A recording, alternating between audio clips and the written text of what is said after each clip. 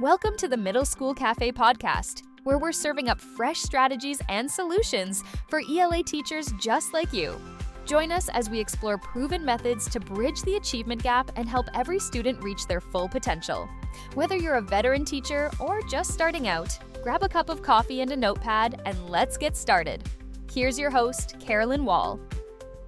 Hello, everyone, and welcome back to the podcast. It's almost the end of May, and for many of you, the finish line is in sight. Some of you are wrapping up this week or next week, so I just want to say, well done. I hope you've had a great year. And for those of us who still have a few weeks to go, hang in there. We're going to make it. In our last episode, we talked about creating space for student reflection in the last few weeks of school.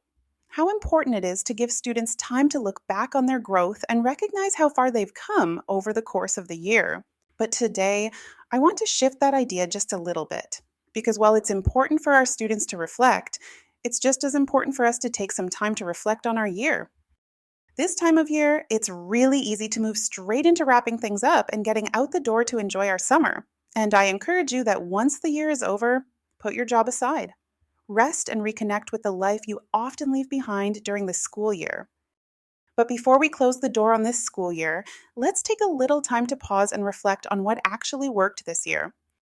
Because if we move straight from one year to the next without that pause, we miss an opportunity, not just to improve next year, but to really understand the impact of what we did this year. So today, I want to talk about what that reflection can look like for us as teachers, not in a complicated way and not something that necessarily has to be written down. This can be something you're thinking about in your car, on a walk, or just in those quiet moments after the day ends. It's really about taking a few minutes to think through what worked this year, what didn't work and needs to be let go, and what we want to carry forward into next year. Just like we talked about in the last episode, it's important for students to recognize their growth and the progress they've made. As teachers, we need to do the same. We need to take time to recognize the wins and think about what we did this year that made a difference. And it's important to do that without getting stuck on the negative, because just like our students, growth doesn't happen if we don't take the time to notice it. So, what should we actually reflect on? I think it helps to keep this really focused, because if we try to think about everything, it becomes overwhelming very quickly. Start with what actually worked with your students, not what you planned, not what looked good on paper, but what actually worked in your class. For example, you might think about your independent reading time. At the beginning of the year, it might have felt a little scattered. Students took a while to get settled, some were flipping through books without really reading, and it took time to build that routine. But somewhere along the way, it started to shift. Students knew what to do when they came in. They were getting into their books quicker. You had fewer interruptions, and more students were staying with a text instead of giving up after a few minutes. And if you really think about it, reflect on your practice, that change didn't just happen on its own. Maybe it was because you gave them more choice in what they were reading. Maybe you modeled what reading time should look like. Maybe you built in accountability with quick reflections or check-ins. That's the kind of moment worth paying attention to. It's not just that independent reading worked, it's understanding what made it work. And that's what you're really looking for as you reflect.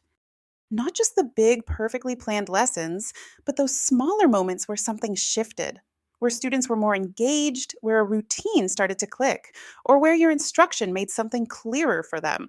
Because those are the moments that tell you what's actually working. Instead of trying to summarize the whole year, think about a few of those moments. A day where students were really thinking.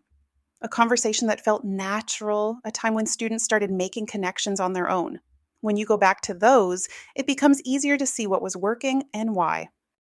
It's also helpful to think about where you saw growth, especially in ways that might not show up on paper, because we know our students are more than numbers, and growth doesn't always show up in a test score or a grade. That might be in reading or writing, but it could also be in student confidence, participation, or perseverance. And it's especially worth thinking about your struggling students.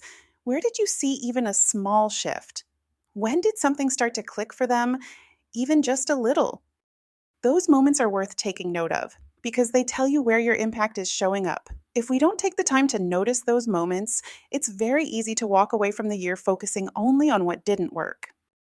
When you stop and recognize where students grew, where something clicked, or where your instruction made a difference, you see a much clearer picture of your teaching. It gives you something to build from, and it helps you move into next year with a better understanding of what is actually working. From there, you can look at what didn't work, but this is where we want to be careful. It's easy to get stuck here and start over analyzing everything. That's not the goal. This is just about noticing what didn't connect with students without turning it into something bigger than it needs to be. What didn't connect the way you expected? What felt like you were trying to make something work that just wasn't? What would you not do the same way again? You don't need to have all the answers. In a lot of cases, the reason is simple. It wasn't the right fit for your group of students. The timing was off, or it just didn't land the way you expected. The goal here isn't to fix everything or walk away with a long list of changes. It's just to recognize what you're seeing so that when you're planning next year, you have a clearer sense of what you want to keep and what you need to adjust. One thing I do want to point out as you're doing this is that reflection doesn't always come easily. In fact, a lot of the time our minds go straight to what didn't work. The lessons that didn't land, the things we wish we had done differently, the moments that didn't go the way we planned. That's normal. But if that's where we stay, we end up with a really incomplete picture of our year. So, as you're reflecting, pay attention to where your thinking is going.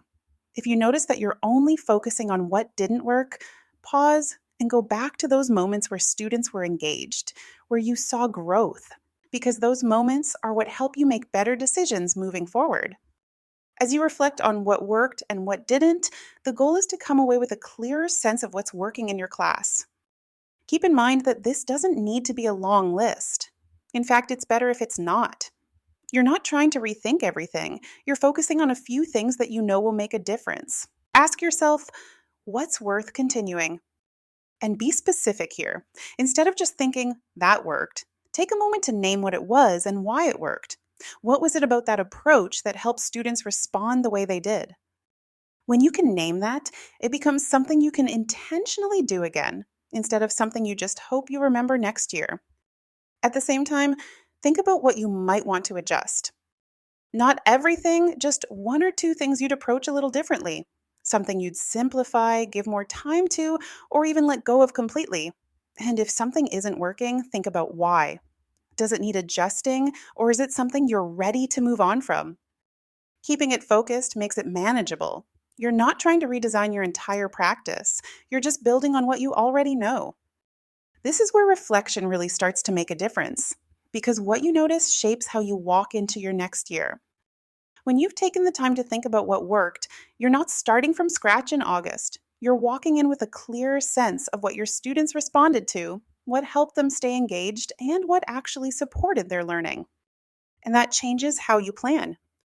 Instead of sitting down in August trying to build everything from the ground up, you're making more intentional decisions from the start.